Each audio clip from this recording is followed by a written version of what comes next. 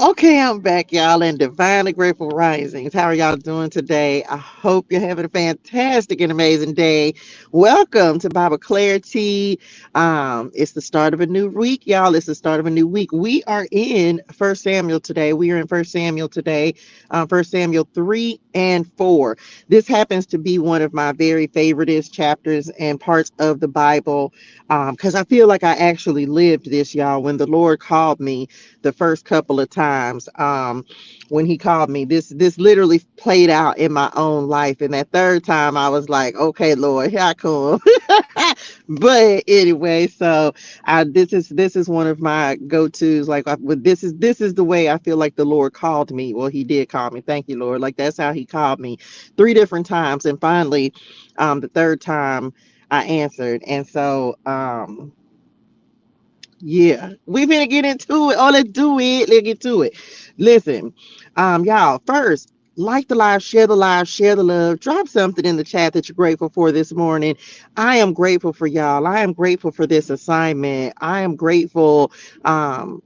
To get up and do this every day, to be a messenger for the Lord. It is truly a blessing. It is truly an honor to serve Him and to be able to speak life into y'all. We are here to read the Word, discuss the Word, and build relationship with the Lord. So don't come over here with no religiosity in your spirituals. We not on that, okay? And make sure that you share, y'all. Make sure you share the live, share the love. What else was I finished? I was going to say something else. I think that's it. Only do it. Let's get to it, y'all. We are on a mission to read the Bible two chapters at a time, and today we are reading First Samuel. Okay. Oh, that's what I was going to say. We're going to read cards from this morning's message, the entire month of June. Okay, so that's what we'll be doing after we do our two chapters. So, oh, let do it. The Lord speaks to Samuel. The Lord speaks to Samuel. So we just got done, of course, talking about Eli's wicked sons. The Lord, one day a man of God came to Eli and gave him a message from the Lord. So it's a lot going on. It's a lot going on with Eli and his sons, right? Well, he's good, but his sons are wicked. They're doing the wrong things. And so the Lord speaks to Samuel. Let's see what's happening. Here we go, y'all. Meanwhile, the boy Samuel, who of course Hannah gave to the Lord because the Lord blessed her with a son after many years of being barren. The boy Samuel served the Lord by assisting Eli. Now, in those days, messages from the Lord were very rare and visions were quite uncommon. One night, Eli, who was almost blind by now, had gone to bed. The lamp of God had not yet gone out, and Samuel was sleeping in the tabernacle near the ark of God. Suddenly, the Lord called out, Samuel. Yes, Samuel replied, what is it? He got up and ran to Eli. Here I am. Did you call me? I didn't call you, Eli replied. Go back to bed. So he did. Then the Lord called out, Samuel. Again, Samuel got up and went to Eli. Here I am. Did you call me? I didn't call you, my son. Eli said, go back to bed. Samuel did not yet know the Lord because he had never had a message from the Lord before. Come on, God. So the Lord called a third time, and once more Samuel got up and went to Eli. Here I am. Did you call me? Then Eli realized it was the Lord who was calling the boy. So he said to Samuel, go and lie down again. And if someone calls again, say, speak, Lord, your servant is listening. Y'all, I say that all the time. When I'm praying, when I'm like, if I'm just talking to the Lord, I'll just stop talking and be like, speak, Lord, for your servant is listening. And I'll just listen. Y'all, this is, oh my gosh, this just does something for me. Thank you, Lord. I'm getting emotional and everything, y'all, because it is such a blessing to be called into service by the Lord. It is such a blessing and an honor to and a privilege to be called by the Lord, to be called by name, y'all. It is truly a beautiful thing. I got teary-eyed and everything. I love you, Daddy. Um, and Samuel went back to bed, and the Lord came and called as before, Samuel, Samuel. And Samuel replied, speak, your servant is listening. Then the Lord said to Samuel, I am about to do a shocking thing in Israel. I'm going to carry out all my threats against Eli and his family from beginning to end. I have warned him that judgment is coming upon his family forever because his sons are blaspheming God, and he hasn't disciplined them. So I have vowed that the sins of Eli and his sons will never be forgiven by sacrifices or offerings. Samuel speaks for the Lord. Samuel stayed in bed until morning, then got up and opened the doors of the tabernacle as usual. He was afraid to tell Eli what the Lord had said to him, but Eli called out to him, Samuel, my son. Here I am, Samuel replied. What did the Lord say to you? Tell me everything, and may God strike you even kill you if you hide anything from me. So Samuel told Eli everything. He didn't hold anything back. It is the Lord's will, Eli. It is the Lord's will, Eli replied. Let him do what he thinks best. As Samuel grew up, the Lord was with him, and everything Samuel said proved to be reliable. And all Israel, from Dan in the north to Beersheba in the south, knew that Samuel was confirmed as a prophet of the Lord. The Lord continued to appear at Shiloh and gave messages to Samuel there at the tabernacle. And Samuel's words went out to all the people of Israel. The Philistines capture the ark. 1 Samuel 4. Let me read this first. Let me read these two boxes. One talks about family, one talks about advice before we go into 4. Eli had spent his entire life in service to God. His was the great and God appointed responsibility to oversee all of the worship in Israel. But in pursuing this great mission, Eli neglected basic responsibilities in his own home. Don't let your desire to do God's work or any other important work cause you to neglect God's will where your family is concerned. God has designed the family to be a foundational source of wisdom, energy, and growth. A neglected family will eventually result in weaknesses or even failure in your calling outside the home. This, y'all, I'm going to tell y'all something. In Eli's case, the corruption of his own sons who worked in the tabernacle had a destructive effect on the entire faith community. Next, advice. The degree to which people will listen to us is determined by the degree to which we have wise counsel for them. If you want people to listen to you, you yourself must listen to the right advisor. Like Samuel, listen to the Lord's counsel. Read his word and hear what he says. There is no wiser counselor than he who knows every moment of every tomorrow and knows how you will fit into those moments. Come on, God. First things first, let's talk about family, right? So, the first thing, y'all, is it is so important. I literally, when I was praying yesterday, I had just talked to one of my children, one of my girls, and I was praying for my children yesterday. And I just was so grateful, y'all, for the relationship that I have with my children. Um, y'all, I am so grateful for for the relationships and the conversations and the laughter and the joy and just how much happiness it brings me talking to my children. I'm so grateful. And this also speaks on advice as well and wise counsel.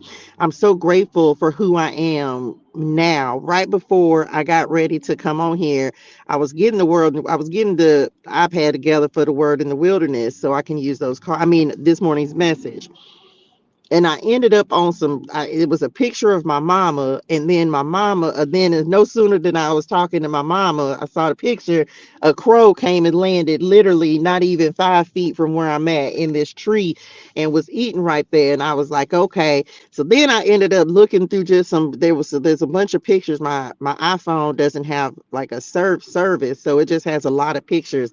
And I just was looking at the transition from then until now of my children, of me. And it just reminded me of yesterday and just, having relationships with my children, talking to them, um, and just in not even realizing or remembering, because I've read this before, that this was a part of that. But it's just like, man, it's so important to have such a strong foundation with your family. and my children are like my foundation for me, right? So you can't, it's hard, it's hard because sometimes, yes, you're gonna have to let them go do their own thing. But one of the things about Eli, and we read in the beginning, was he was a man of God, but his family was in disorder, right? His family, his sons were in disarray. So you have to, and one that's one of the things that I made sure, it's just like, man, I got to be on the right page, on the same, on a good page, on a good foot with my children. There's no better counselor than the Lord, y'all. There's no wiser anyone, anything. This, I am so truly grateful that most all of my counsel comes from the Lord. I would say 99.9% of my counsel comes from the Lord. Because who knows better than him, right? Who knows better than the Lord? People, we're going to read it here in the Bible as well, that you want to have wise counsel. But I will say, and I stick by the fact that there is no greater counsel than the Lord, because even listening to the people, right, can sometimes make you get out of step or out of alignment with what the Lord is telling you. This is why we say, no matter who gives the message, you got to go take it to God. You got to go talk to Padre God about it yourself and see what he says about it, because that's ultimately who you gonna have to square up with, right? That's who's going, you gonna have to know, like, okay, well, I need to make sure that this is right with God, because people can tell you to do things based on their own experiences, their own ideas, their own counsel and wisdom. So just make sure that you're taking everything, including these messages, to God, okay? And see, like, Lord, is this for me? Is this something that pertains to me? Always take it back to the Lord, okay? Regardless of who you're getting counsel from. Don't put anyone's counsel above the Lord's, okay? The Philistines capture the ark. The Philistines, I don't think it ain't been that long since I read this. Here we go. At that time, Israel was at war with the Philistines. The Israelite army was camped near Ebenezer, and the Philistines were at Aphek. The Philistines attacked and defeated the army of Israel, killing 4,000 men. After the battle was over, the troops retreated to their camp, and the elders of Israel asked, "Why did the Lord allow us to be defeated by the Philistines?" Then they said, "Let's bring the ark of the covenant of the Lord from Shiloh. If we carry it into battle with us, it will save us from our enemies." Mm. So they sent men to Shiloh to bring the ark of the covenant of the Lord of heaven's armies, who is enthroned between the cherubim. Hophni and Phinehas, the sons of Eli, were also there with the ark of the covenant of God. When all the Israelites saw the ark of the covenant of the Lord coming into the camp, their shout of joy was so loud it made the ground shake. "What's going on?" the Philistines asked. "What's all the shouting about in the Hebrew camp?" When they were told it was because the ark of the Lord had arrived, they panicked. "The gods have come into their camp," they cried. "This is a disaster. We have never had to face anything like this before. Help! Who can save us from these mighty gods of Israel?" They are the same gods who destroyed the Egyptians with plagues when Israel was in the wilderness. "Fight as never before, Philistines. If you don't, we will become the Hebrew slaves just as they have been ours. Stand up like men and fight." So the Philistines fought desperately, and Israel was defeated again. The slaughter was great. 30,000 Israelite soldiers died that day. The survivors turned and fled to their tents. The ark of God was captured, and Hophni and Phinehas, the two sons of Eli, were killed. The death of Eli.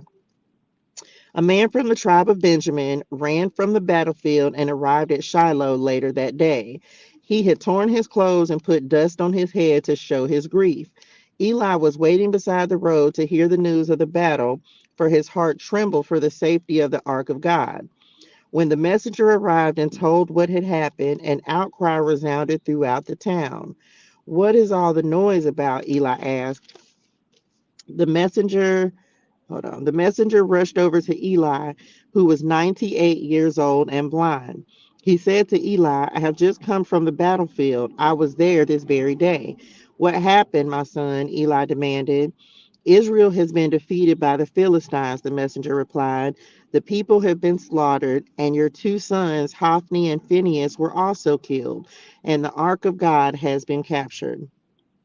When the messenger mentioned what had happened to the ark of God, Eli fell backward from his seat beside the gate. He broke his neck and died, for he was old and overweight. He had been Israel's judge for 40 years. Eli's daughter in law, the wife of Phinehas, was pregnant and near her time of delivery. When she heard that the ark of God had been captured and that her father in law and husband were dead, she went into labor and gave birth. She died in childbirth, but before she passed away, the midwives tried to encourage her. Don't be afraid, they said. You have a baby boy. But she did not answer or pay attention to them. She named the child Ichabod, which means, where is the glory? For she said, Israel's glory is gone. She named him this because the ark of God had been captured and because her father in law and husband were dead. Then she said, the glory has departed from Israel, for the ark of God has been captured. The end. Okay, the end. OMG, y'all. So, what the Lord said was going to happen in First Samuel 2 has happened. Okay, the Philistines have captured the ark. Now they was foolish to do that. Okay, they was foolish to we not playing around with the Lord. We don't play with Him. Okay, we don't play with Him. So um go read, study, like y'all, it's a lot going on, right? It's a lot going on in here. One of the things that as I was reading that and I just heard the Lord say it, like um they shouldn't have took the ark. Why y'all did that? I mean, it may have been in God's purpose. Y'all know me. I be thinking like, why? It may have been his purpose, of course, because he gonna go and destroy some folks. Well, we finna get into that as we continue to read this week. I believe it should be coming up in the next couple chapters, but there's purpose in everything. Let's just suffice it to say that. But um the one thing for certain we realized though is that when they took the ark, that did not stop them from being defeated. That did not stop them from being defeated. So it's not so much about where, like, the Lord can go wherever. That, like, I don't know how do I say that. The Lord didn't stop them from being defeated. We're gonna find out why as we continue to read. Gonna do it. Message. Let's get to it. I hope that don't mess the volume up. We're